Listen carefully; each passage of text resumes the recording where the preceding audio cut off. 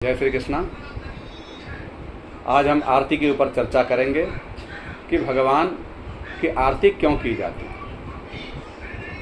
उस आरती का क्या महत्व है। आरती आर्त शब्द से बना है, जिसका अर्थ है कि अपनी आर्त वेदना, अपनी भक्ति भावना भगवान के आगे प्रकट करना और प्रभु की नज़र उतारने के दृष्टिकोण से भगवान की आरती उतारी जाती है।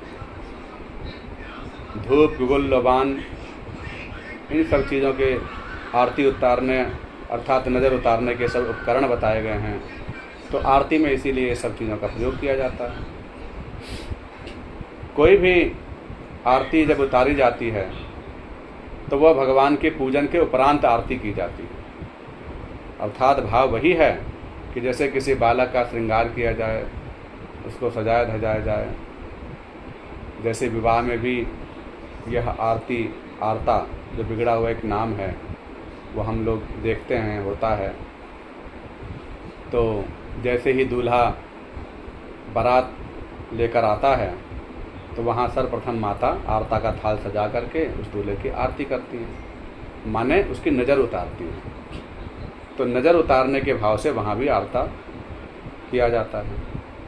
जब कोई युद्ध के लिए सम्रांगण क्षेत्र में नवयुवक युद्ध के मैदान में जाते थे तो उससे पूर्व उनकी गृहिणी, उनकी धर्म पत्नियाँ आरती का थाल सजाकर उनका आरता करती थी, माने उनकी नज़र उतारती थी। और उनके आगमन पर भी जब वो युद्ध जीत कर आ जाते थे तब भी उनका तिलक, उनके मुकुट का तिलक और आरता, ये सब किया जाता था। तो नज़र उतारने के भाव से हम ये आरता या आरती करते हैं। तो इसमें हम बताना ये विशेष चाह रहे हैं कि एक ये जो लोक परंपरा, एक कुरीति, एक कुप्रथा जो अधिकांशता बन गई है कि भगवान की आरती करने के पश्चात वह आरती हम भगवान को देने लग जाते हैं, तो ये गलत है। भगवान की आरती के पश्चात उस आरती को हम स्वयं लें, अपने भक्तों को दें, अपने गुरुजनों को, अपने पूर्वजों को, इन सबको हम आरती भगवान की दे सकते हैं। भगवान के भक्तों को तो वह आरती लेने का अधिकार है, लेकिन स्वयं भगवान को ही वह आरती दोबारा वापस नहीं देनी चाहिए। इसका विचार हम लोग जरूर करें। आरती को जल से शीतल करके और उसके छींटे लें, उसके पश्चात आरती लें, तो आरती लेने की बड़ी महिमा है।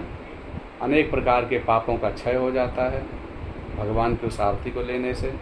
शंख मध्यस्थ तम तोयम भ्रामयन केशवोपरि। शंख